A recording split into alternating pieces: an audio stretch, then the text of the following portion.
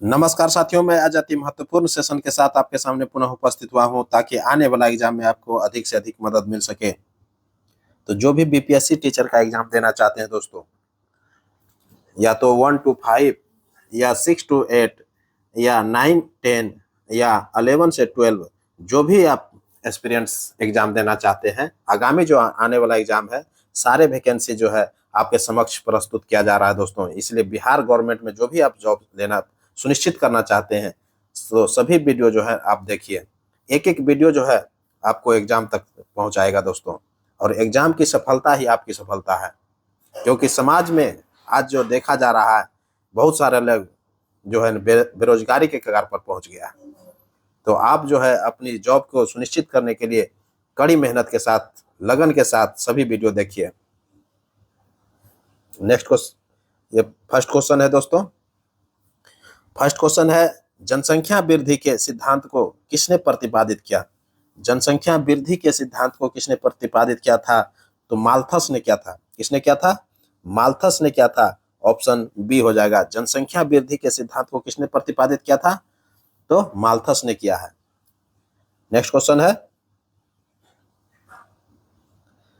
1944 ईस्वी में भारतीय पुरातत्व सर्वेक्षण के महानिदेशक के रूप में किसने पदभार संभाला और हड़प्पा की खुदाई का जिम्मा भी लिया? 1944 ईस्वी में भारतीय पुरातत्व सर्वेक्षण के महानिदेशक के रूप में किसने पदभार संभाला और हड़प्पा की खुदाई का जिम्मा भी लिया था? ये किसने संभाला था दोस्तों? ये मार्टिन व्हीलर। किसने संभाला था? मार्टियर व्हीलर ने संभाला था। ये मोर्टियर व्हीलर है। मोर्टियर व्हीलर है। थोड़ा सा सुधार लीजिएगा, ऑप्शन सी हो जाएगा। क्लियर? मोर्टिमर व्हीलर जो है, ये मोर्टिमर व्हीलर है। ये मोर्टिमर व्हीलर जो है, इन्होंने ही, ये मोर्टिमर है। ऑप्शन सी हो जाएगा, मोर्टिमर व्हीलर। 1944 ईस्वी में किसने? 1944 ईस्वी में भारतीय पुरातत्व सर्वेक्षण के महानिदेशक के रूप में पदभार संभाला और हड़प्पा की खुदाई का जिम्मा लिया। ये मोर्टिमर व्हीलर, ध्यान में रखिएगा, मोर्टिमर व्हीलर।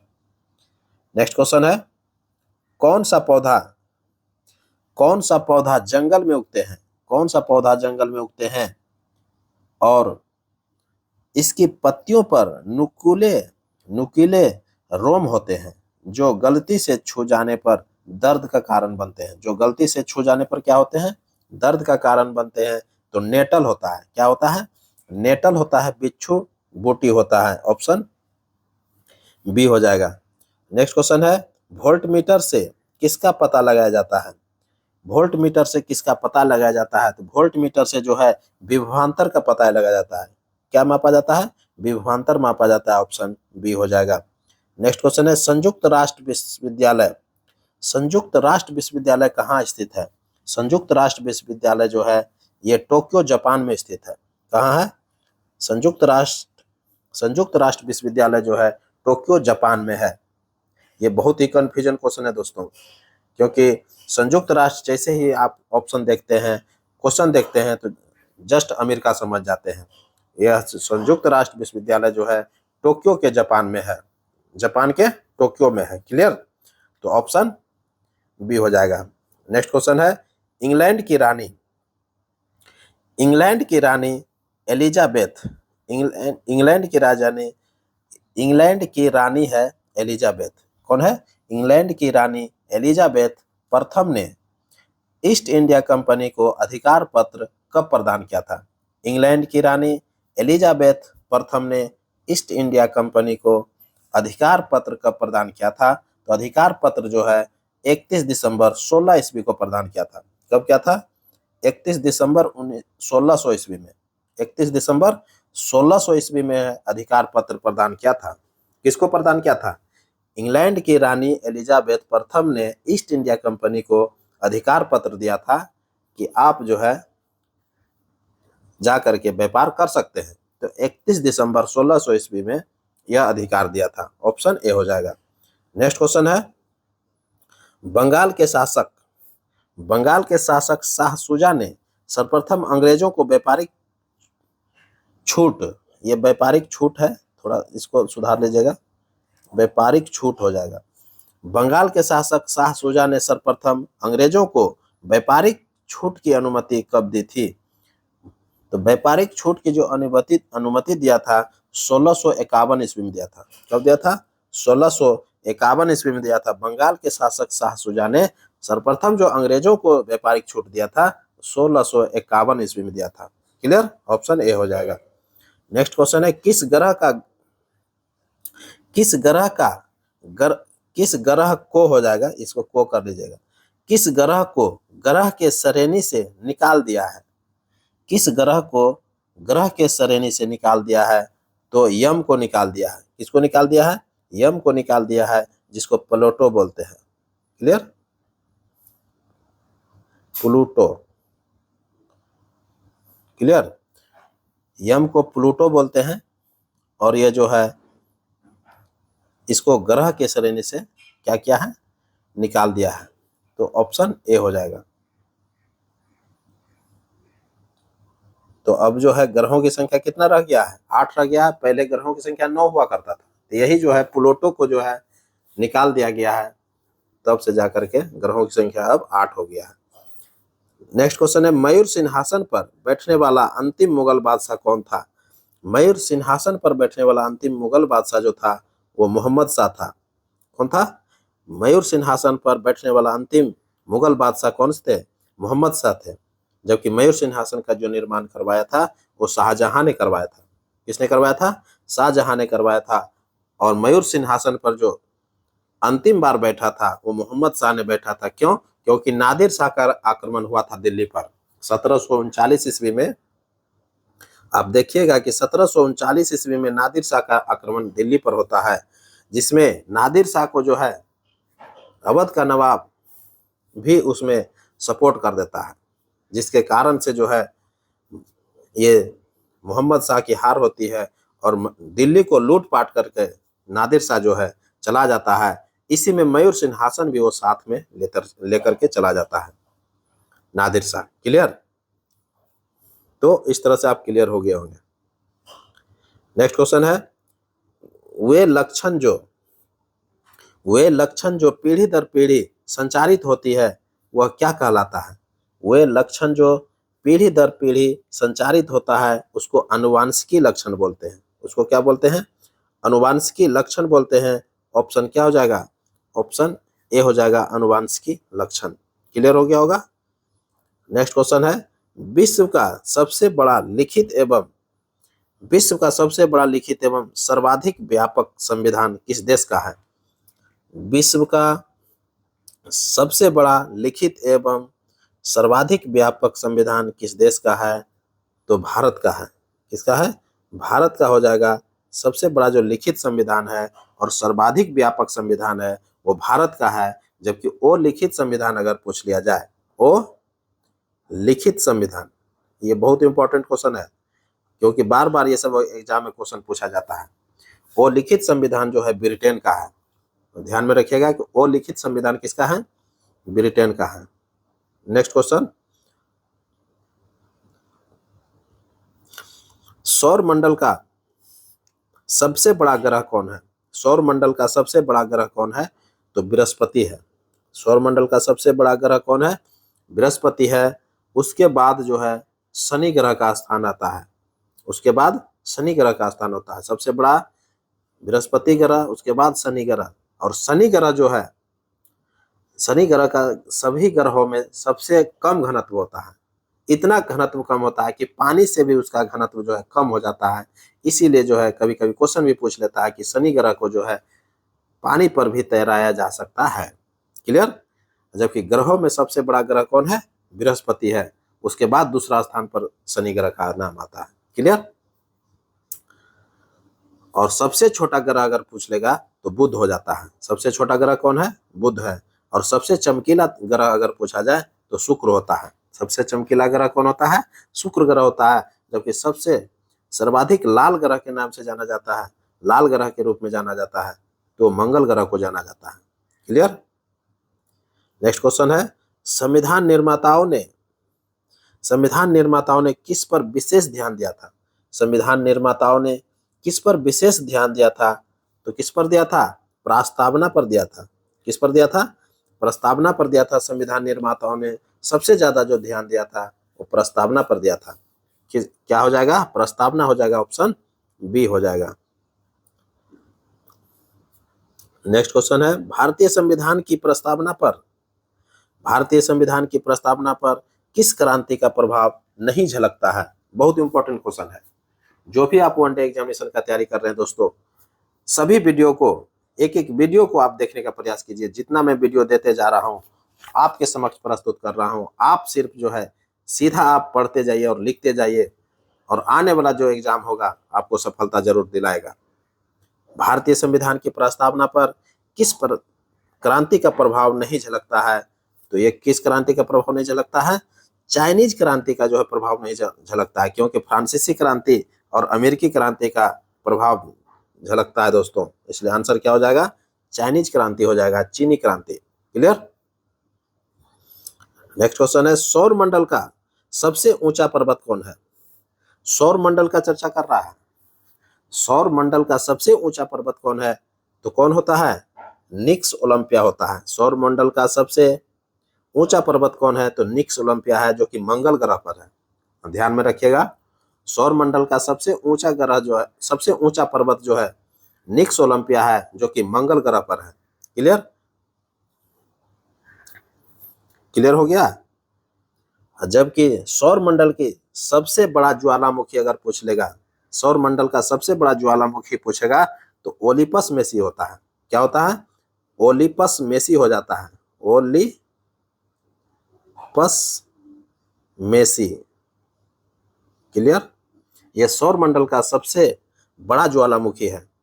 तो सौर मंडल का सबसे ऊंचा पर्वत कौन है? निक्स ओलंपिया है, जो कि मंगल ग्रह पर है। और सौर मंडल का सबसे बड़ा ज्वालामुखी जो है वो ओलिपस मेसी है। क्लियर?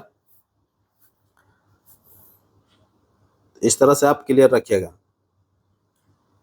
और विश्व का सबसे बड़ा ऊंचा अगर पूछ ले पर्वत, विश्व की बात कर रहा है, तो विश्व का सबसे ऊंचा पर्वत जो है वो हिमालय का माउंट एवरेस्ट है दोस्तों, जो कि हिमालय की सबसे ऊंची चोटी है, माउंट एवरेस्ट।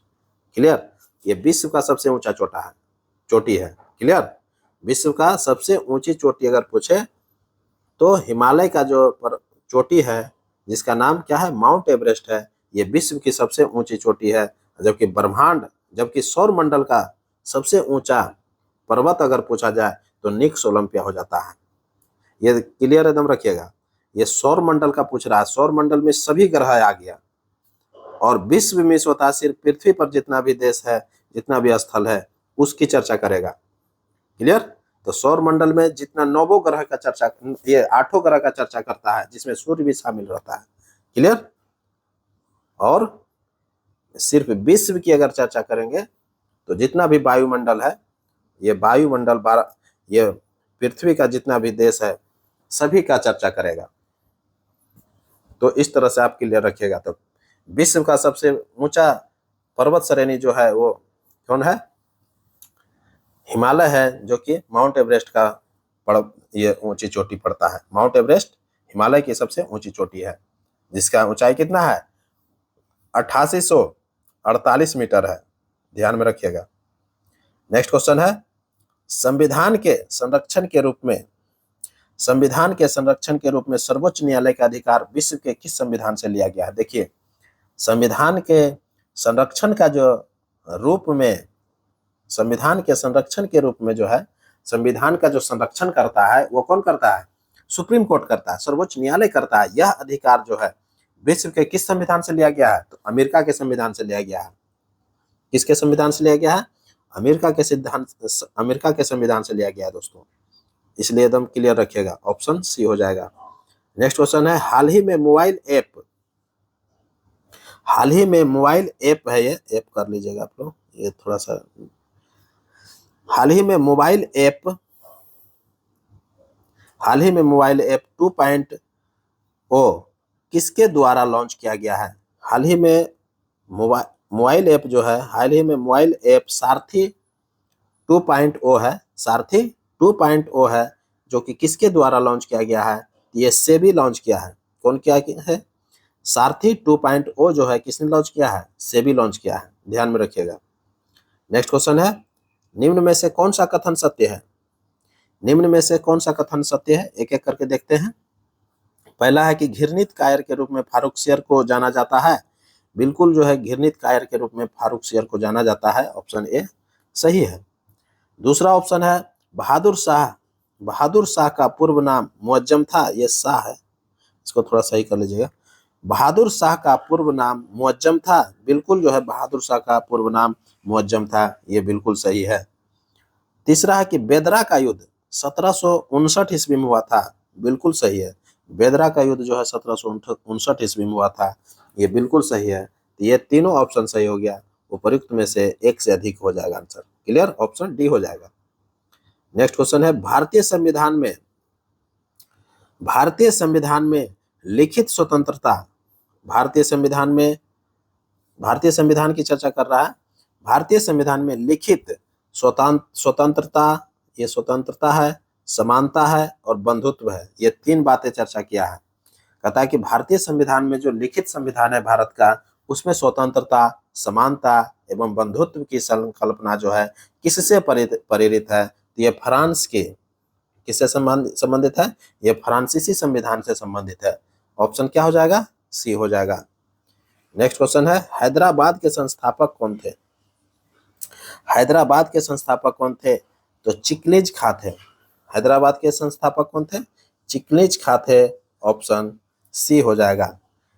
जबकि अवध का संस्थापक शहादत खान थे। अवध का संस्थापक कौन थे? शहादत खान। क्लियर, ये शहादत खान जो है अवध का संस्थापक है।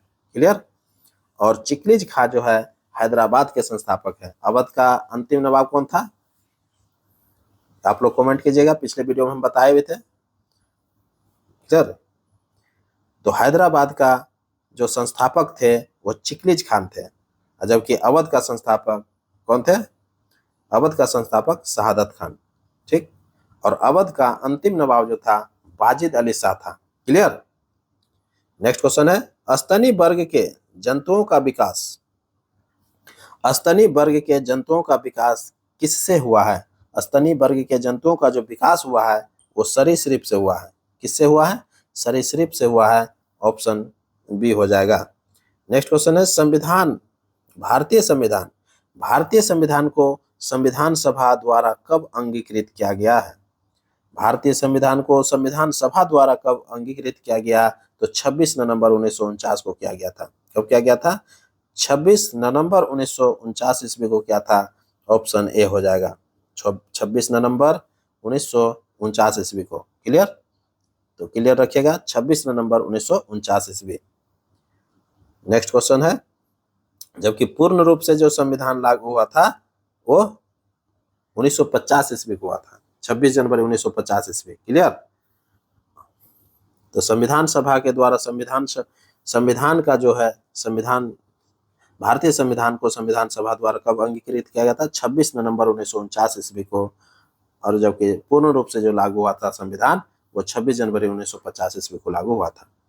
नेक्स्ट क्वेश्चन है, अकबर के द्वारा राजधानी आगरा से फतेहपुर सीकरी स्थानांतरण कब किया गया था? अकबर के द्वारा राजधानी जो है आगरा से फतेहपुर सीकरी स्थानांतरण कब किया गया था? तो 1571 ईस्वी में किया गया था। कब किया गया था? 1571 ईस्वी में किया गया था, ऑप्शन ए हो जाएगा। नेक्स्ट क्वेश्चन है, किस युद्ध के बाद, ये बहुत इंपॉर्टेंट क्वेश्चन है, कह रहा है कि किस युद्ध के बाद शेर खान ने शेर शाह की पदवी ग्रहण किया था? किस युद्ध के बाद शेर खान ने शेर शाह की पदवी ग्रहण किया था? तो शेर खान जो है शेर शाह की पदवी जो ग्रहण किया था चौसा के युद्ध में किया था। जब चौसा का युद्ध जीत लिया था, चौसा का युद्ध कब हुआ था? 25 जून 1539 ईस्वी को हुआ था चौसा का युद्ध। और चौसा का युद्ध जब जीता था, हुमायूं को इसमें पराजित किया था और इन्होंने शेर खान जो है शेरशाह की पदवी ग्रहण किया था। शेर खान ने किसका पदवी ग्रहण किया? शेरशाह की पदवी धारण कर लिया चौसा के युद्ध जीतने के बाद। क्लियर, चौसा का युद्ध कब हुआ था? 25 जून 1539 ईस्वी में। 1539 ईस्वी में, ध्यान रखिएगा, 25 जून 1539। क्लियर। शेरशाह का उत्तराधिकारी उसका पुत्र हुआ इस्लाम शाह। शेरशाह का उत्तराधिकारी कौन हुआ था? उसका पुत्र हुआ था इस्लाम शाह। क्लियर। तो इस तरह से आप क्लियर रखिएगा। नेक्स्ट क्वेश्चन है, हुमायूं गिरते पड़ते, देखिए हुमायूं गिरते पड़ते, ये पढ़ते हैं, हुमायूं गिरते पड़ते इस जीवन से मुक्त हो गया, ठीक उसी तरह जिस तरह तमाम जिंदगी वह गिरते पड़ते चलता रहता था। यह कथन किस इतिहासकार का था? दोस्तों बहुत इंपॉर्टेंट कथन है। यह कहता है कि हुमायूं जो है गिरते पड़ते इस जीवन से मुक्त हो गया, ठीक उसी तरह जिस तरह तमाम जिंदगी वह गिरते पड़ते चलता रहा था। यह कथन जो है लेनपुल का था। यह कथन किसका था? लेनपुल का था। ऑप्शन क्या हो जाएगा? लेनपुल हो जाएगा। तो लेनपुल, ये थोड़ा सुधार कर लीजिएगा, इसमें लेनपुल लिख दिया है, ये लेनपुल हो जाएगा ऑप्शन ए। तो लेनपुल हो जाएगा, लेनपुल कर लीजिएगा आप लोग, लेनपुल। नेक्स्ट क्वेश्चन की ओर बढ़ते हैं। गिरनार पर्वत पर स्थित सुदर्शन झील का पुनरुद्धार किस शासक ने किया था? यह शासक हो जाएगा। गिरनार पर्वत पर स्थित सुदर्शन झील का पुनरुद्धार किस शासक ने करवाया था? तो किस शासक ने करवाया था? किस शासक ने करवाया था? गिरनार पर्वत पर स्थित सुदर्शन झील का पुनरुद्धार जो है किस शासक ने करवाया था? पुनरुद्धार किसने करवाया था? ये सुदर्शन झील की चर्चा कर रहा है। सुदर्शन झील सभी लोग जानते हैं कि सुदर्शन झील का जो निर्माण करवाया था किसने करवाया था? चंद्रगुप्त मौर्य ने करवाया था। चंद्रगुप्त मौर्य के शासनकाल में हुआ था। और पुष्यगुप्त नामक एक गवर्नर थे जिन्होंने ये सुदर्शन झील का निर्माण करवाया था गिरनार में, गुजरात में। ठीक है। तो कह रहा है कि उसी का पुनरुद्धार जो है किसने करवाया था? तो पुनरुद्धार जो है स्कंदगुप्त ने करवाया। पुनरुद्धार किसने करवाया था? स्कंदगुप्त ने करवाया था। जबकि रुद्रदामन प्रथम जो है क्या करवाया था? जीर्णोद्धार करवाया था। रुद्रदामन प्रथम का नाम आता है कि सुदर्शन झील का जीर्णोद्धार किसने करवाया? तो रुद्रदामन प्रथम ने करवाया। और चंद्रगुप्त मौर्य के समय में सुदर्शन झील का निर्माण हुआ था। एकदम क्लियर रखिएगा। और स्कंदगुप्त का उत्तराधिकारी कौन हुआ? कुमारगुप्त हुआ था। नेक्स्ट क्वेश्चन है, गुप्त काल में आर्थिक उपयोगिता के आधार पर भूमि को कितने भागों में बांटा गया था? गुप्त काल में आर्थिक उपयोगिता के आधार पर भूमि को कितने भागों में बांटा गया था? तो 5 भागों में बांट दिया गया था। ऑप्शन ए हो जाएगा। नेक्स्ट क्वेश्चन है, पहली बार किसी के सती होने का उल्लेख किस में मिलता है? किस अभिलेख में मिलता है? कहता है कि पहली बार जो है किसी के सती होने का उल्लेख किस अभिलेख में मिलता है? तो पहली बार जो चर्चा मिलता है वो एरन अभिलेख में मिलता है। किसमें मिलता है? एरन अभिलेख में मिलता है, जो कि भानुगुप्त से संबंधित है। एरन अभिलेख किससे संबंधित है? भानुगुप्त से संबंधित है। ध्यान में रखिएगा, भानुगुप्त। क्लियर। एरन अभिलेख जो है भानुगुप्त से संबंधित है, जिसमें पहली बार जो है सती होने का प्रमाण मिलता है। नेक्स्ट क्वेश्चन है, सूर्य सिद्धांत नामक ग्रंथ की रचना किसने किया था? सूर्य सिद्धांत नामक ग्रंथ की रचना किसने किया था? तो सूर्य सिद्धांत नामक ग्रंथ का जो रचना किया था वो आर्यभट्ट ने किया था। किसने किया था? ऑप्शन ए हो जाएगा, आर्यभट्ट। नेक्स्ट क्वेश्चन है, गुप्त काल में जंगली भूमि को क्या कहा जाता था? गुप्त काल में जंगली भूमि को क्या कहा जाता था? ओपरहत कहा जाता था। क्या कहलाता था? ओपरहत कहलाता था। अपरहत। ऑप्शन सी हो जाएगा। नेक्स्ट क्वेश्चन है, हुमायूं ने कोहिनूर हीरा किससे प्राप्त किया था? ये किससे हो जाएगा? किससे प्राप्त किया था? कहता है कि हुमायूं ने कोहिनूर हीरा जो है किससे प्राप्त किया था? तो हुमायूं जो है कोहिनूर हीरा विक्रमजीत से प्राप्त किया था, जो कि ग्वालियर के राजा थे। विक्रमजीत कहाँ के राजा थे? ग्वालियर के राजा थे। इनसे ही क्या था? ये कोहिनूर हीरा प्राप्त किया था। कौन? हुमायूं। क्लियर। ऑप्शन बी हो जाएगा। नेक्स्ट क्वेश्चन है, the cold war and it's it's हो जाएगा। ये देखिए गलती लिख दिया है यहाँ ऑप्शन, थोड़ा सा इसको देख लीजिएगा। इट्स कहता है कि the cold bar and its origin नामक पुस्तक के लेखक कौन है? The cold bar and its origin, origin पुस्तक का जो लेखक है वो D.F. फ्लेमिंग है। कौन है? D.F. फ्लेमिंग है। ऑप्शन बी हो जाएगा। नेक्स्ट क्वेश्चन है बलदेव सहाय ने, और ये अंतिम क्वेश्चन रहेगा, कहता है कि बलदेव सहाय ने महाधिवक्ता पद से त्यागपत्र कब दिया था? बलदेव सहाय ने महाधिवक्ता पद से त्यागपत्र कब दिया था? तो 1942 के भारत छोड़ो आंदोलन में दिया था। भारत छोड़ो आंदोलन चल रहा था। भारत छोड़ो आंदोलन जो 8 अगस्त को प्रस्तावित हुआ था। भारत छोड़ो आंदोलन 8 अगस्त 1942 को प्रस्तावित हुआ और 9 अगस्त को भारत छोड़ो आंदोलन प्रारंभ हो जाता है। और जैसे ही 9 अगस्त को भारत छोड़ो आंदोलन प्रारंभ होता है, ऑपरेशन जीरो आवर के तहत, ऑपरेशन जीरो आवर के तहत कांग्रेस के सभी उच्च स्तरीय नेताओं को गिरफ्तार कर लिया जाता है और जेल में बंद कर देता है। क्या करता है? गिरफ्तार करके जेल में बंद कर देता है। इसी के विरोध में बलदेव सहाय जो है, बिहार के महाधिवक्ता बलदेव सहाय, कहाँ के अधिवक्ता थे? महाधिवक्ता थे बिहार के बलदेव सहाय, जिन्होंने 1942 में अपने पद से त्याग पत्र दे देता है। क्लियर? तो इस तरह से आप क्लियर रखिएगा। इसी के साथ अब हमको इजाजत दीजिए। मैं पुनः एक नए वीडियो के साथ आपके सामने उपस्थित होऊंगा। तब तक के लिए पढ़िए और नेक्स्ट वीडियो का इंतजार कीजिए। तब तक इस तरह से आप पढ़िए ताकि सभी क्वेश्चन को आप रिवीजन करते रहिए और क्वेश्चन को जरूर लिखिए ताकि आपको एग्जाम के वक्त में आपको सहूलियत हो सके। इसी के साथ नेक्स्ट वीडियो का आप इंतजार कीजिए। नमस्कार, जय हिंद।